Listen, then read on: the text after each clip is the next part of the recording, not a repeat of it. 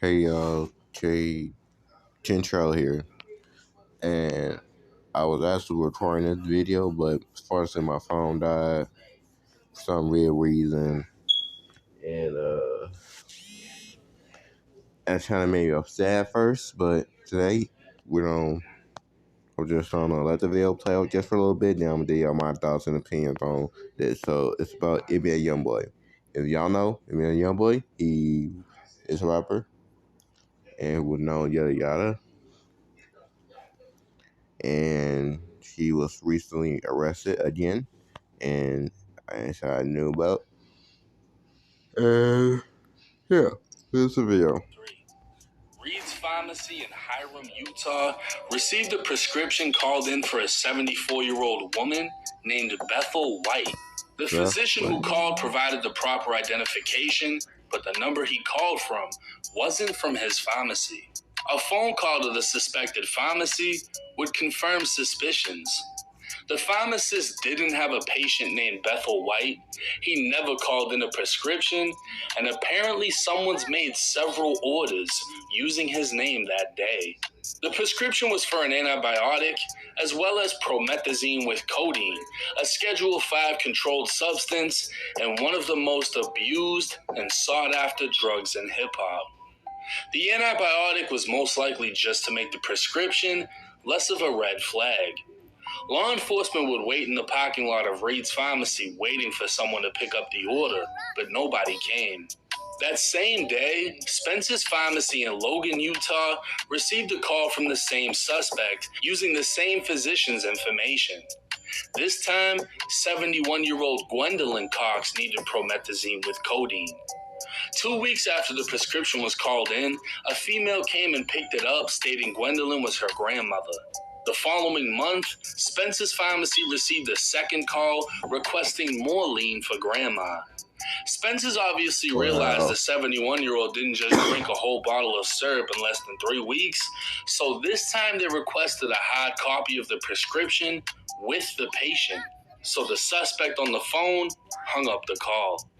Spence's Pharmacy attempted to call the number back after looking up the physician's name, only to make contact with the real physician, finding out someone's been fraudulently using his credentials.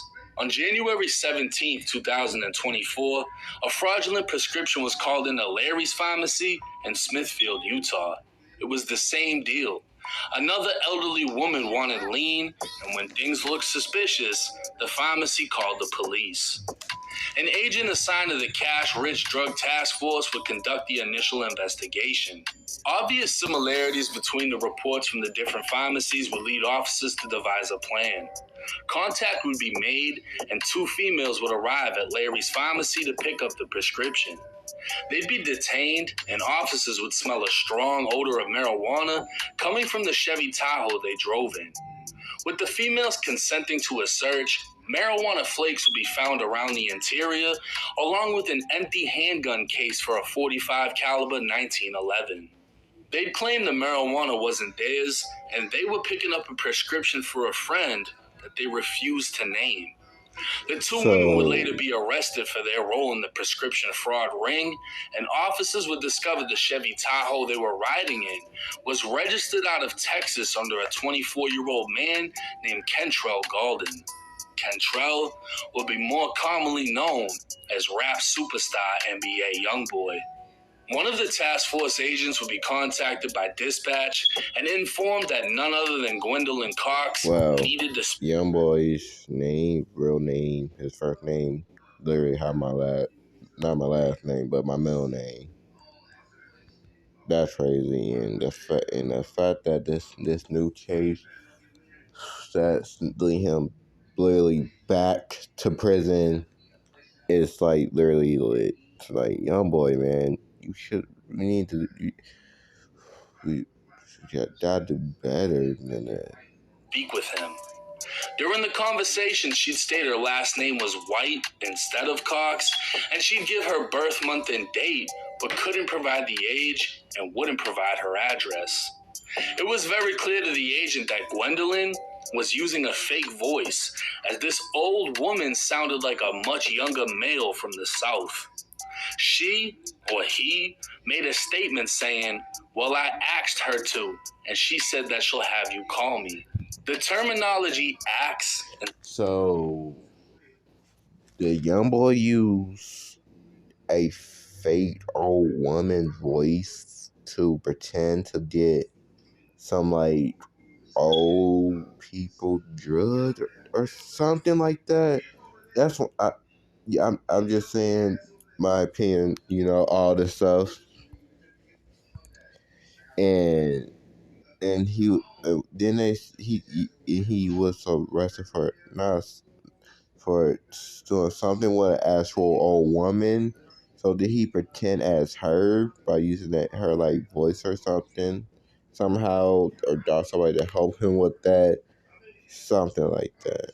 instead of ask was a dead giveaway and consistent with a southern dialect from states like Texas, Georgia, and Louisiana. The following day, a person who self-identified as NBA YoungBoy's business manager attempted to contact the drug task force in an effort to get the Chevy Tahoe out of the impound. During this time, the impound company suspected the vehicle may be stolen after speaking with the so-called manager, so the task force officer requested to speak directly with YoungBoy. On a conference call being recorded by dispatch, YoungBoy told the task force agent the females arrested at the pharmacy were family. The agent would ask about his relations to the female and if they had his permission to drive his vehicle, to which YoungBoy said they did have his permission, and he asked for his vehicle back. The agent would tell YoungBoy how to get his vehicle back, and the conversation would continue when YoungBoy said, "Ask him about the prescription that they picked up." He paused for a few seconds before saying, "She on the fucking hospital bed. She on the hospital bed." Dang. The agent was aware YoungBoy was speaking to someone else who claimed to be YoungBoy's brother. The call would break up and go silent for durations of time, leading the agent to believe they were muting the call. Because YoungBoy was speaking about prescriptions without being asked, showed he had knowledge of the fraudulent prescription the females attempted to pick up. It would also prove intent, as YoungBoy attempted to further the prescription fraud by stating, "She's on a hospital bed," referring to the fake patient. YoungBoy would also slip up, using the word "ax" instead of "ask," the same way the fake patient Gwendolyn did on the phone. And at this point, it would... My bad, yo. My grandma just at the time demanded she'd call me. Back to video. YoungBoy was pretending to be a 71-year-old woman. This part, what? In an attempt to get lean. The drug task force would speak with the physician whose name was being fraudulently used, and a report for how many prescriptions were successfully picked up would be made. Ann White, Beatrice White, Caroline White, Gwendolyn White, Alice White, Francine White, Francine Taylor, and Gwendolyn Cox were all fake elderly women whose names were used to pick up different amounts of codeine, sometimes repeatedly.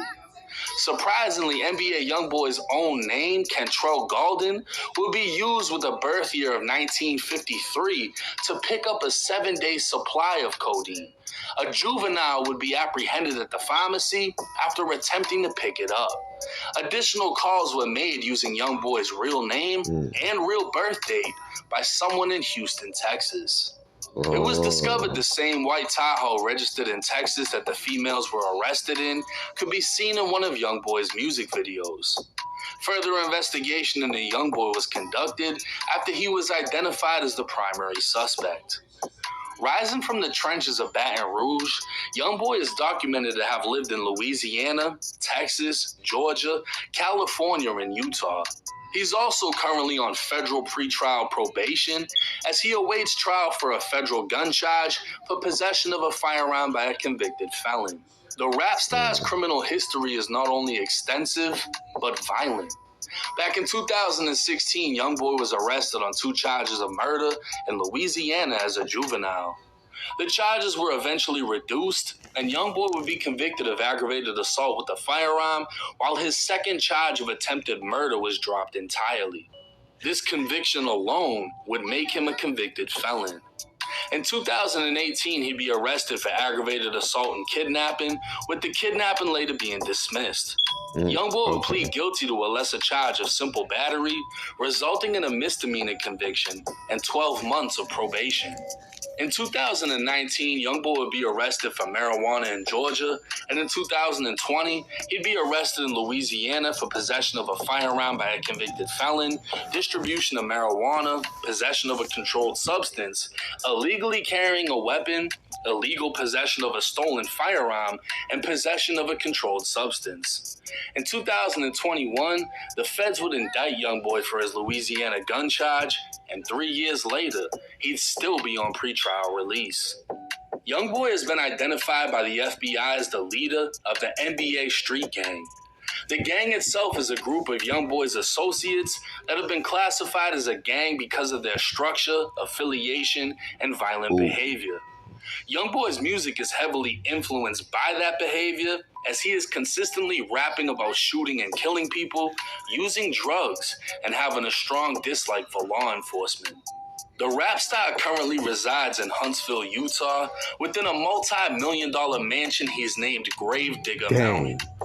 With an ankle monitor, Youngboy needs approval to leave his home for any reason, to the point that it doesn't even matter if it's a doctor's appointment.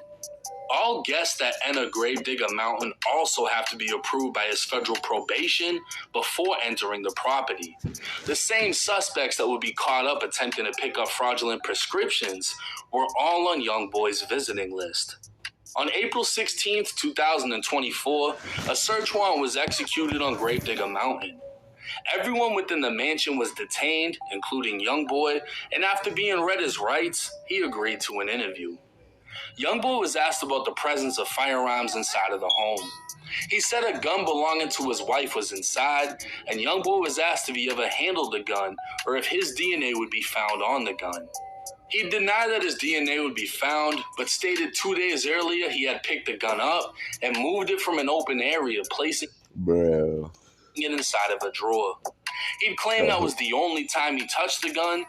So his wife have a gun, which, get understandable, I'm saying, y'all pass it with Youngboy, people, I'm saying, that be protected and all that stuff, but he'll change, Youngboy. Further stating his wife always has the gun within reach throughout the house. Youngboy was asked about prescription drugs in his house, and he stated he has a prescription for promethazine. He provided the doctor's name who prescribed it and said he was local. When asked if he had any doctors, Youngboy was asked about prescription drugs in his house, and he stated he has a prescription for promethazine. He provided the doctor's name who prescribed it and said he was local. When asked if he had any doctors in Texas, he'd say no, and continued to deny having been prescribed drugs from any other doctor. When asked about his associates picking up fraudulent prescriptions, he claimed to have no knowledge of their activities. He confirmed his association with 3 of them, and when confronted about the call with the agent, he stated he didn't remember, making suggestions the agent likely spoke with his dad. But the agent would note Youngboy has a very distinct voice, and that it was in fact him on the call, as the agent later spoke with Youngboy's dad and could tell it wasn't him. Youngboy was interviewed further, but continued to be deceptive and deny knowledge of anything illegal. During the search, law enforcement found a prescription bottle inside Youngboy's bathroom within the master bedroom. The bottle was prescribed to Caroline White, one of the fraudulent names. An antibiotic would be found within Youngboy's name, but with the birth date from 1955, and another bottle of promethazine would be found without a label. A handgun Youngboy admitted to possessing would be found within the master bedroom closet with an empty magazine and 1 round loaded in the chamber. 3 more bottles of promethazine would be found inside of the home, and all electronics were seized. NBA Youngboy would be placed under arrest and charged with possession of a weapon by a restricted person, pattern of unlawful activity, 20 counts of identity fraud, 20 counts of procuring or attempting to procure a drug prescription, 20 counts of forgery, and possession of a controlled substance being marijuana or spice. Now, while it sounds like Youngboy clearly has a drug problem and was using his team to obtain them, how serious are his actual charges? For possessing the weapon and the pattern of unlawful activity, he faces up to 15 years each. Ooh. Both fraud and forgery carry up to 5 years in prison, while trying to get a prescription carries up to a year. Because he faces 62 charges, NBA YoungBoy is facing, at maximum, a total of 250 years. Woo. But it's highly unlikely he'd receive that sentence, as that's the max punishment on every count. What is likely to happen is the feds will indict YoungBoy again for being a felon in possession of a firearm, the same way they did after his arrest in Louisiana. If this happens, we can expect his pretrial release to be gone and YoungBoy to be kept in a federal facility until both federal cases come to an end. The fact that he admitted he moved the gun is an admission of guilt, which his lawyer will have to fight to get that statement thrown out. On top of that, the gun was found loaded in his bedroom closet. Yeah, unless he thought that, lying was unhelpful. But apparently, yeah, the only time, not on it, but, that's all the charges. Meaning, while he may not have physically possessed it, even though he said he did, he could still be charged with constructive possession for the simple fact that he had access to it. Obviously, being placed on house arrest for years is damaging to one's mental health, and a drug addiction can blur one's mind. But we'll just have to wait and see if YoungBoy's legal team is able to find sympathy while prosecutors seek punishment and a judge weighs out justice. That was a. But for a popular. That was a video, y'all, but I done watched another one, so I'll be right back.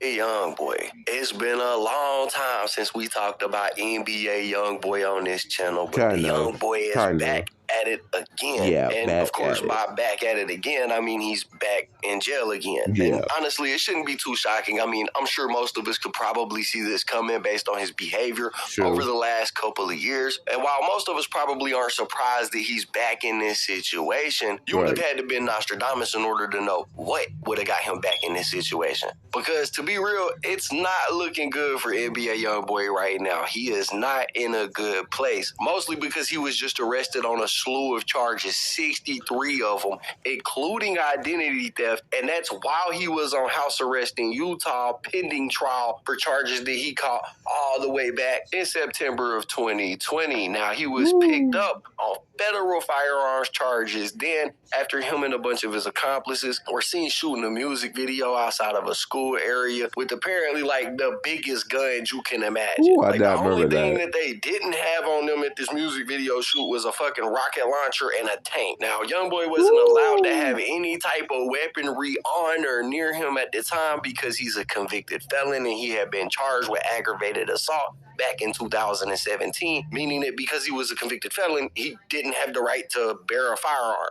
The drama surrounding Baton Rouge native rapper NBA YoungBoy continues. The rapper was arrested around 4:30 Tuesday morning on multiple drug charges. There is a lot of drama surrounding him and the guys that he associates with.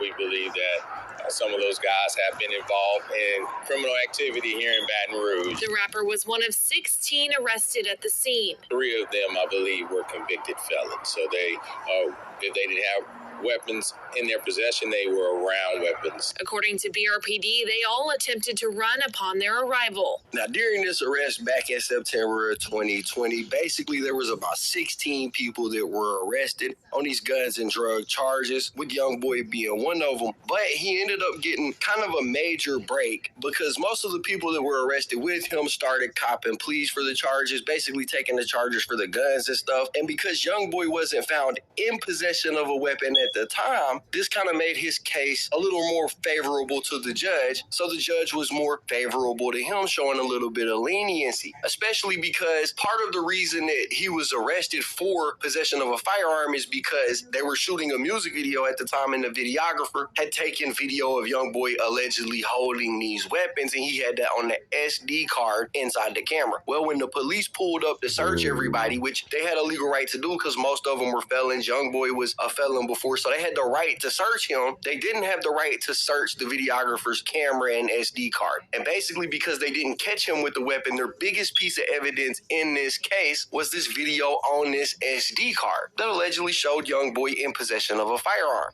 However, when they were going to court, the judge basically ruled that the police had used a warrant that was invalid in order to obtain the media from the SD card. And basically the judge said that suppression of the SD card media is appropriate because the warrant was invalid on its face, and the warrant is not saved by the good faith exception to the exclusionary rule. The warrant was also rendered invalid after the fact because Corporal Barnett recklessly included material that was misleading inside of the request for the warrant. So basically, when you're arrested on federal charges like this, two things can happen to you. One is you're going to be detained and held until a trial, or two is you're going to be released until a trial, right? Well, given the evidence and the misconduct of Corporal Barnett and all of these things put together, the judge decided that it was best not to hold YoungBoy in a facility, but instead to let him be on house arrest while he was pending trial. Now, this came after his attorneys filed a bunch of paperwork saying that if the judge allowed him to be on house arrest, he would hire a security team to watch over him. He said that he would leave Baton Rouge because, remember, this arrest happened in Baton Rouge. Well, he told the judge that he would leave Baton Rouge and go live in Utah. And basically, the judge was like, okay, I'm going to overrule your detention. You don't have to continue to be locked up. You can go do your thing on house arrest in Utah. What's good, brother? Can I say hi to you while you're on the horse? I just want to get kicked. May I pet the horse? Oh. You know I'm an animal lover, man. So, hey, man, it's good to finally meet you, bro. I appreciate you having me out here, bro. It means a lot to me, man. So I appreciate you for coming. For sure. It's beautiful out here, man. Welcome to Grave Digger Mountain. You know, I tried to find a Grave Digger monster truck toy for you and a diary and a tailgate. She was great, bro. Yeah, we kind of just got in regular whatever. Utah. It's my daughter. I love it, man. It's my second child that I'm only on child support for. Yeah, bro. So this motherfucker is in the mountains of Utah pulling up on people on horseback and shit. And basically, he got it made, right? Like, he got all these charges. He got released. He get to go live in this beautiful setting where he get to continue to make music. He's riding horses and all this stuff. And for the average person, that would have really been enough. Like, I'm cool right here until my trial is done. But his case wasn't over. He was still pending trial, right? And the reason why he hasn't had trial is pretty simple. He was arrested on felony federal firearm charges, right? Well, his trial has been pushed back and pushed back and pushed back like it was supposed to happen in July. But his attorney federal firearm charges, right? Well, his trial has been pushed back and pushed back and pushed back like it was supposed to happen in July. But his attorneys have filed an appeal for them to wait on a Supreme Court ruling regarding the law that says felons can't be in possession of a firearm. In other words, NBA YoungBoy's legal team doesn't want to go to trial on these federal firearm charges until the Supreme Court rules on the case that they're working on, which could dictate if felons are allowed to have a firearm or not. Because right now, the only reason he was committing a crime is because, remember, he's a felon who was around firearms or in possession of it. And if the Supreme Court rules that felons can now have firearms, well, then he isn't in violation of any laws. Well, I mean, he would have still been in violation of the law when it was there. But if the law changes, then as of right at that moment, he wouldn't be in violation of that law, if that makes sense to y'all. So they've been pushing the trial back repeatedly, waiting on that decision from the Supreme Court, which makes a lot of sense. But until that happens, he's still on house arrest, and he still has hella conditions that he has to follow for him to be on house arrest, which he's been on, by the way, for about 3 years now. But even though he's up there in the mountains riding horseback and all this stuff, it ain't like everything been easy for YoungBoy, because if you've been watching, he's clearly been on kind of a mental decline over the last year or so. And he's really been acting out. He's had several public back and forths with ops and rappers. He's threatened to shoot people during his house arrest time. But all of that could be looked at as entertainment purposes only. But that's not all that he's been doing. He's also been doing stuff that isn't for entertainment purposes. For example, like posting pictures like this right here publicly for everybody to be able to see. And then he posted like things like this right here on his cat's Instagram account because his cat has an Instagram account, but he posted this and it says, I've been seeing a lot of my dad so unhealthy, it's scary. Even his mental, he blows money making people smile who don't care to see the signs that's literally in front of their face. 20 Xanax a day, please help, which is crazy. I mean, bro is literally saying that he's taking 20 Xanax a day and then hashtagging help in the post. Like, it wasn't looking good for him. So his attorney... Well, that... Woo, yo. Okay. I mean, it does sound like something that his pet cat was sad. You know, he had a cat, but he didn't have an Instagram account, man. Okay.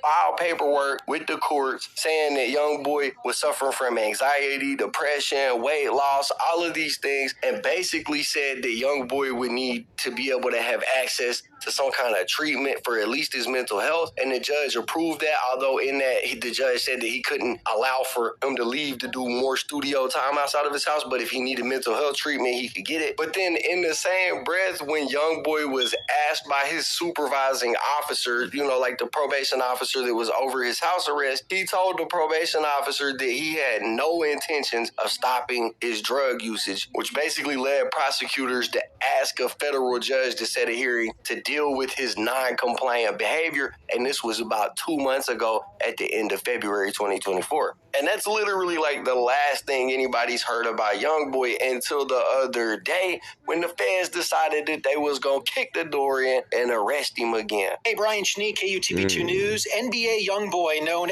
as Kentrell Golden, who's been under house arrest here in Utah and Weber County, pending federal trial. He was actually arrested here in Utah by the Cache County Sheriff's Office yesterday, suspected of running a large-scale prescription fraud ring. He's been charged with 63 counts, among them a slew of felony charges. The prescription of choice here, promethazine with codeine. It's a cough syrup described as a heavily abused Schedule 5 controlled substance. Police have been investigating this dating back to September of 2023. Someone would call in a prescription, call it in under a fake name or a physician who didn't authorize it. They would try to go pick it up then.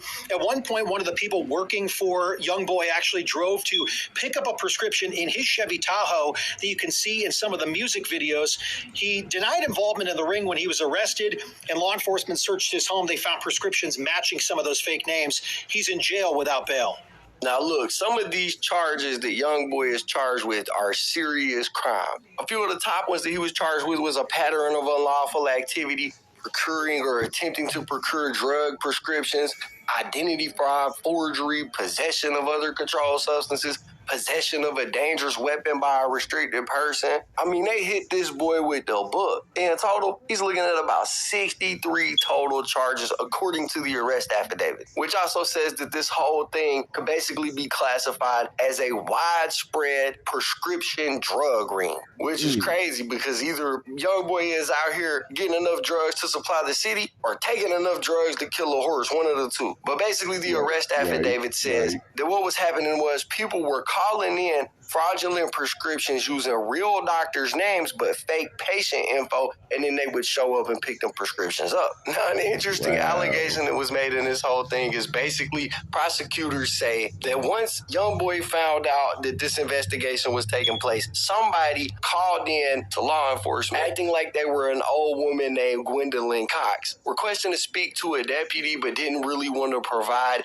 any information to the deputy. The arrest affidavit says that Gwendolyn sounded as though she was a much younger male from the southern states. Gwendolyn made a statement, "Well, I asked her and she said that she'll have you call me." This statement was a response to a request that was made to have Gwendolyn contact dispatch and have them transfer her call back through. I've lived in the southern United States. The terminology in replacing the word ask with ax or other variations is consistent with the southern dialect in states like Texas, Louisiana, Georgia, and other southern states. That's what the affidavit said. Now, apparently this all came to a head after multiple people were arrested after YoungBoy's car was used to pick up one of these fraudulent prescriptions. In the car, they found marijuana, a gun, and a bunch of other stuff, and that's what led to the arrest. And the arrest affidavit also says, according to the FBI, Kentrell is the known leader of a violent gang from the Louisiana area.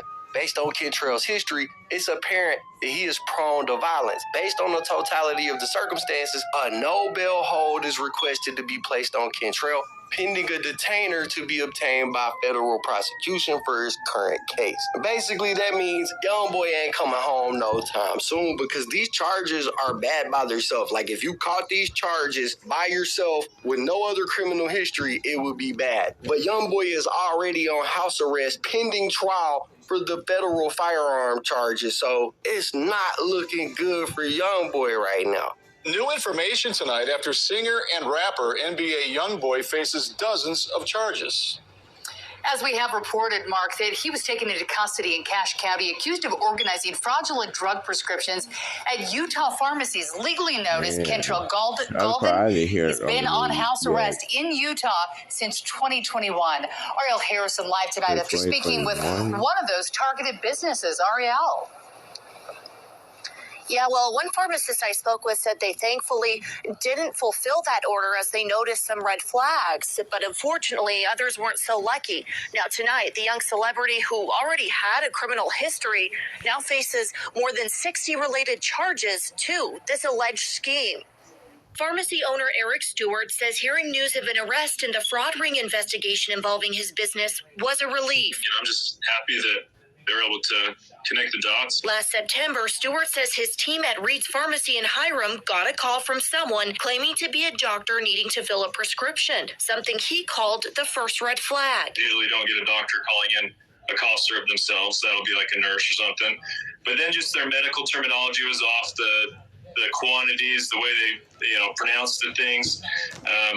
Everything was suspicious. Like Stewart's case, arrest documents reveal multiple other pharmacies across Utah were targeted too. According to investigators, callers linked to Youngboy would call in prescriptions using the name of a real doctor in Provo in some cases, but giving fake patient information. Individuals would then pick up the order from pharmacies, mainly promethazine and codeine. These type of medications they're trying to get are regulated, so throwing a chink in the process can really disrupt potential opportunities to get the medication you actually need. Weber County Sheriff's teams helped take Golden into custody with federal partners just yesterday.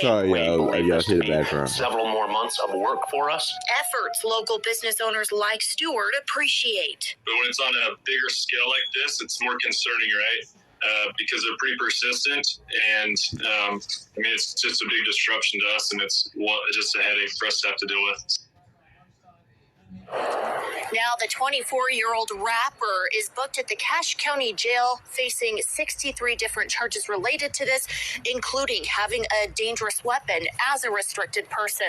Now, if you ask me, Youngboy's been lucky up to this point. All the way back when he was first arrested when he was a teenager, for all them attempted murders, up to these gun charges and only being put on house arrest and being able to have his trial delayed while he waits on the Supreme Court thing. He's been lucky so far, but it looks like his luck is running out. Honestly, when the government hits you with 63 charges like this, buddy, it's not looking good, especially when you was already pending trial. I don't think Youngboy is going to be getting out. They not going to give him bail because he was already on house arrest when all this went down. And yeah, bro, I just imagine it. Like, imagine being a multi-millionaire. You got everything that you ever wanted. He's got like 25,000 kids out there that depend on him, and you kind of just take it all and throw it all away because you want to get high a little bit. Because honestly, I don't think Youngboy was doing this to get the prescriptions in order to sell them. I think he was doing this to get the prescriptions to take them. Like, we got to differentiate between a drug kingpin and a drug addict. You know what I mean? And clearly,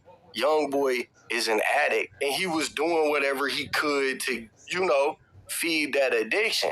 And that's what led to all this. But as of right now, it's not looking good. That's basically the story of Youngboy. These charges that he got, what it all means, how it all came together. And yeah, if you guys enjoyed the content, be sure to hit the like button, subscribe, tap the notification bell so you get notified every time All right, y'all. So see y'all later.